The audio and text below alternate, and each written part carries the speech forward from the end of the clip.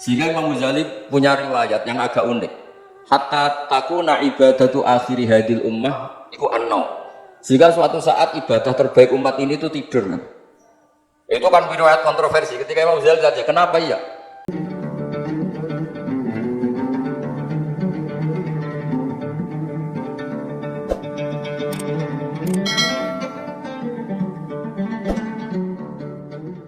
Sungguh-sungguh Allah sangat ridho ketika seorang hamba itu makan ketika sesuap nasi dia muji Allah, ketika minum seteguk nasi dia muji Allah.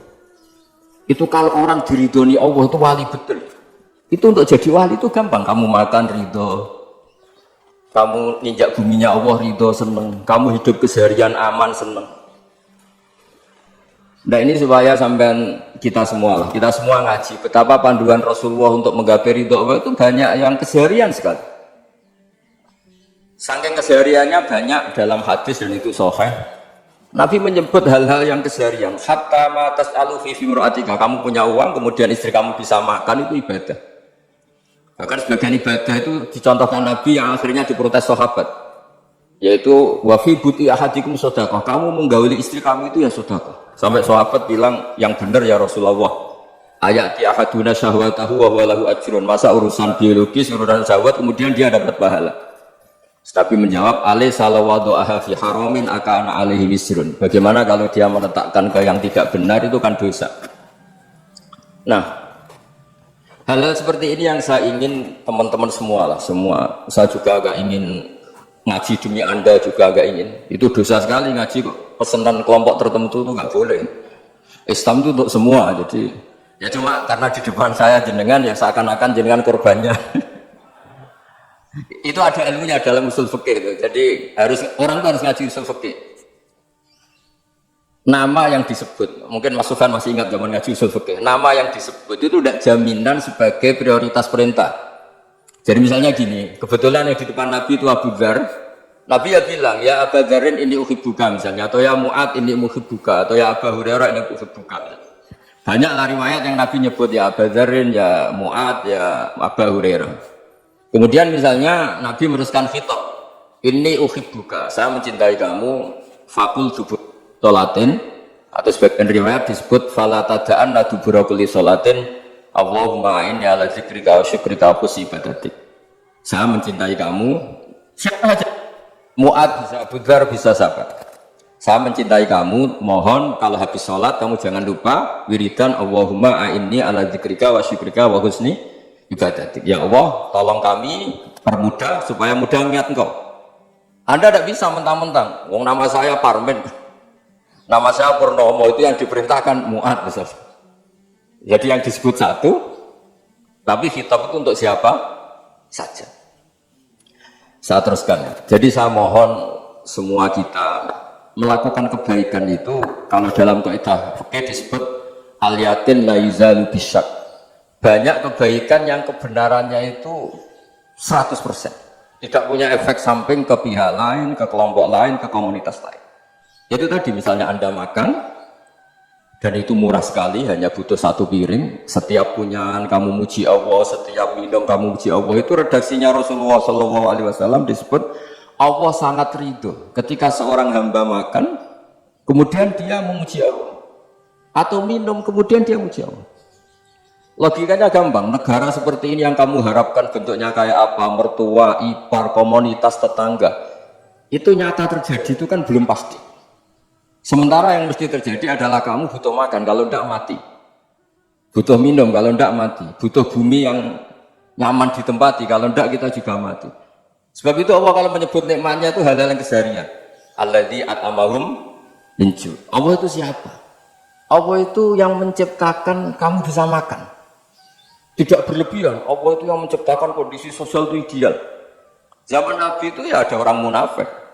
Orang-orang pilihan Allah itu juga diuji orang sekelilingnya yang macam-macam. Semua diuji sesuai konteks zaman dan waktu. Nah, tapi ada ibadah-ibadah yang selalu disarankan Nabi. Sampai Nabi itu pernah ditanya, ayul islami khairun ya Rasulullah, Islam terbaik itu gimana? Jawaban Nabi itu unik. It'amut ta'am. Islam terbaik itu yang makan-makan, yang santai-santai. Ketika Allah menyebut beberapa kebaikan, falak tahamal akobah, wa ma adrokan apa? Mal akobah. Terusannya apa? Fakku rokobah. Terusannya apa? Awit amun fiyaumin di masubaya atau acara makan-makan itu juga Islam. Kenapa? Ya bayangkan kalau tidak ada makanan, kita mati kan? Kondisi sosial tidak ideal, Anda masih gak apa-apa. Tapi kalau Anda tidak makan, Anda tidak minum, kamu punya istri cerewet masih bisa hidup, punya mertua cerewet masih bisa hidup. Tapi kalau tidak makan bisa mati. Berarti penting mana istri sama makan? Penting mana? Makan. Semoga istri Anda dengar. Nanti kamu disuruh makan tapi pulang deh. Itu kalau dibahasakan makan masih memahami. Penting mana nasi satu piring dengan istri? Nggak ada nasi mati, nggak ada istri belum mati. Penting mana? Gak berani jawab kan? Nah, ternyata Anda ada garang kan di depan istri. Jadi saya mohonlah, mungkin Mas Sufyan Sauri tadi yang bisa bantulah teman-teman tuh ngaji yang keseharian saja. Karena kita nyari ridho Allah itu berdasar firman Allah. Dan firman Allah itu menyebut keseharian tuh riang, gampang. Yaitu tadi misalnya wa min ayatihi manamukum billaili wan nahar. Termasuk ayat-ayat Allah itu kamu tidur. Maka dulu itu ada guyonan, ada tokoh Mu'tazilah, kelompok dalam Islam yang berpikir manusia itu bisa menentukan ikhtiarnya sendiri. Karena saya bisa duduk, ingin berdiri, berdiri. Karena kelompok ini nggak terima kalau semua kehendak Allah, nanti bagaimana kalau semua kehendak Allah kok ada hisab ya, ada sanksi. Lucunya itu dia akhirnya, ini cerita ya, mencintai seorang perempuan cantik sekali. Dan itu dia menjadi ahli sunnah itu oleh hal-hal yang sepele.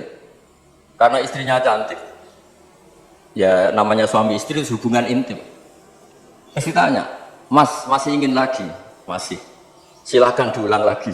Wah ya tidak bisa. Katanya manusia bisa menentukan yang diinginkan.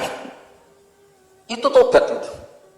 Itu nggak bisa ditobatkan Mas Sufyan Ats-Tsauri. Orang cantik yang mudah nobatkan orang itu orang cantik. Segampang itu.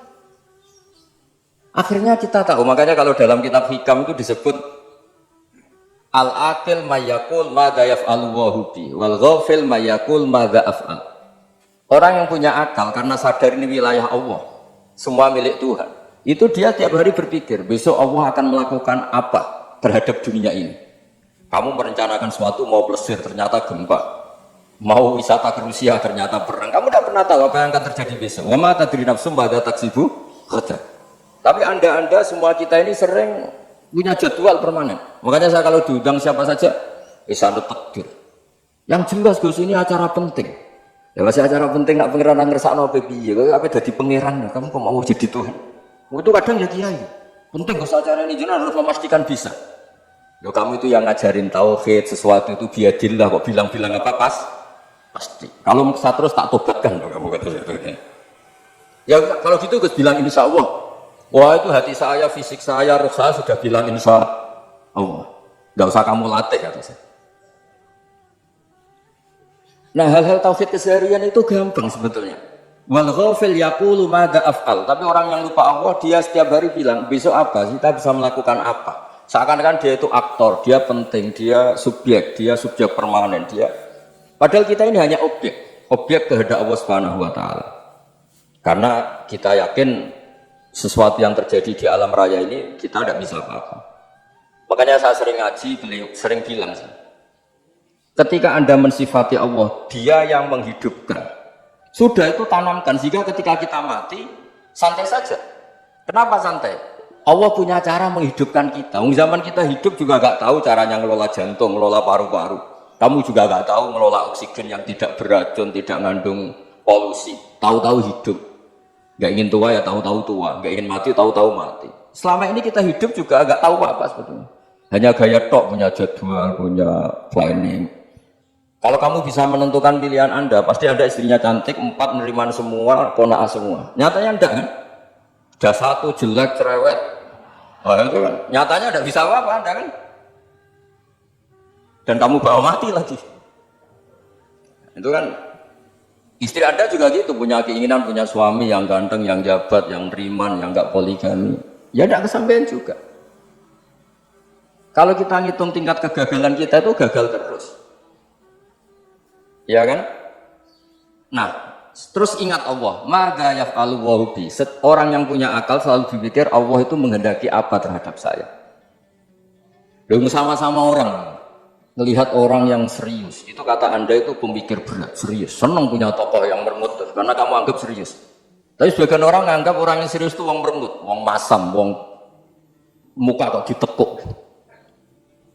Jadi sama itu hati ya muqallibal qulub tsabbit qalbi ala dinik, karena kita enggak tahu cara berpikir kita tentang orang lain, tentang sekeliling kita.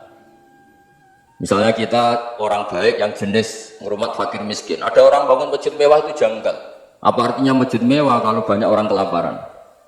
Tapi kalau yang jenis pendidikan apa artinya masjid mewah kalau tidak bisa ngaji? Nanti yang jenis infrastruktur apa artinya ini kalau semuanya punya sudut pandang yang berbeda-beda. Dan Islam mengapresiasi semua kebaikan. Tapi katakan semua kebaikan itu adalah kehendak Allah Subhanahu wa taala. Karena apapun baik Anda itu pakai fasilitas yang diberikan oleh Allah Subhanahu wa taala. Sehingga ini yang disebut qulillah sumadarhum fi khawdihim yal'abun. Ya kembali tadi ke tema-tema bahwa keseharian Anda ini sudah Islami. Saat Anda tidak bisa melakukan apa saja. Saya sering ada jenazah, biasanya kalau tetangga meninggal saya sering disuruh ngelepas. Saya bilang orang ini baik karena sering ngelamun di rumah, sering nganggur di rumah. Ditanya sama anaknya, kenapa Gus nganggur baik? Ya kalau dia nganggur artinya juga agak berbuat sesuatu yang maksiat kan? Ya kan, orang nganggur di rumahnya ya tidak bunuh orang, tidak maling, tidak korupsi, ya namanya nganggur di rumah.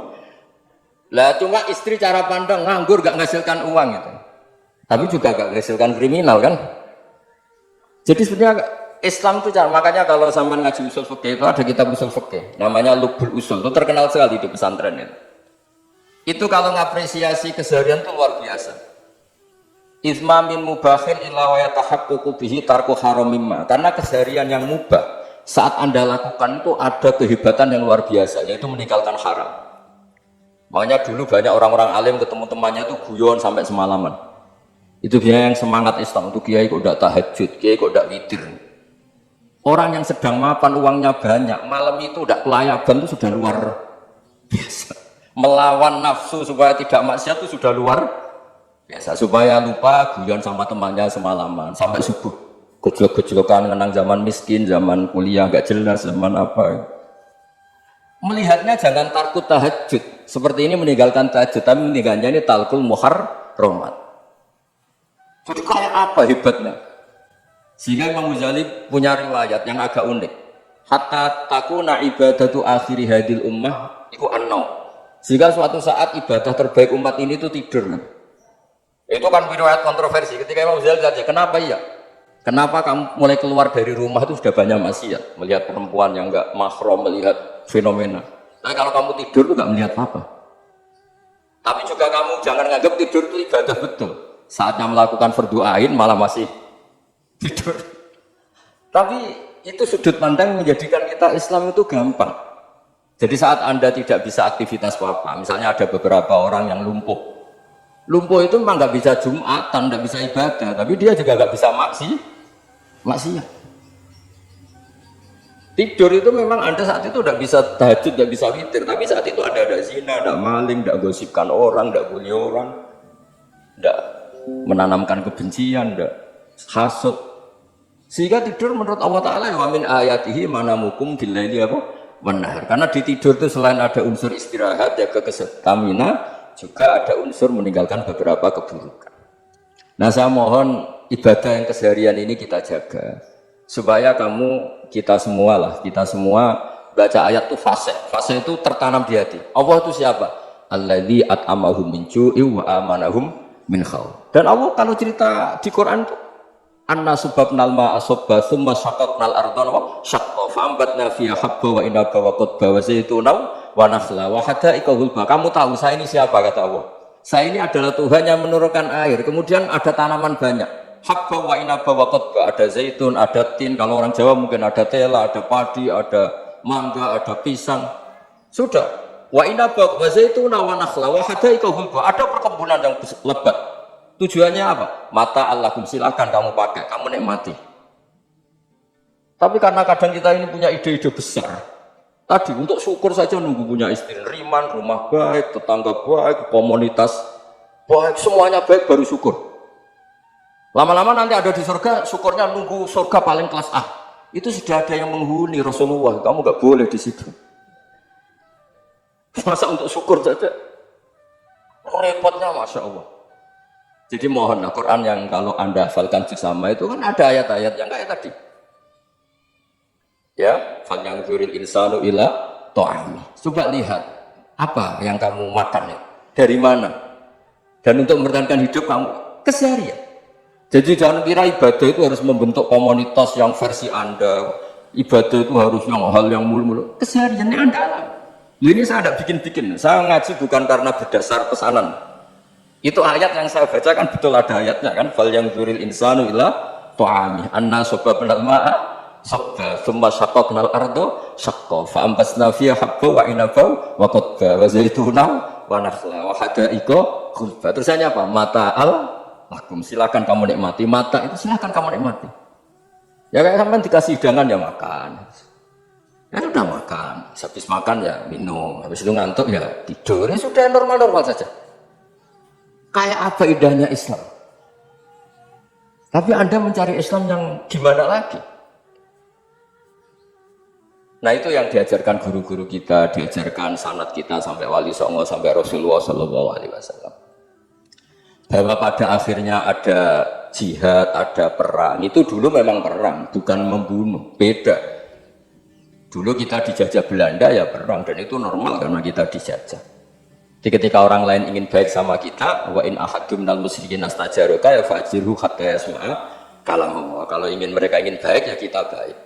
Makanya ada istilah musta'man, mu'ahad. Kalau mereka ingin damai, berdampingan dengan kemajmukan ya itu yang lebih baik. Karena memang Islam menghormati proses perdamaian. Wa in janahu nawal lisalmi ya fajnah. Nah, kalau ingin damai kita harus damai.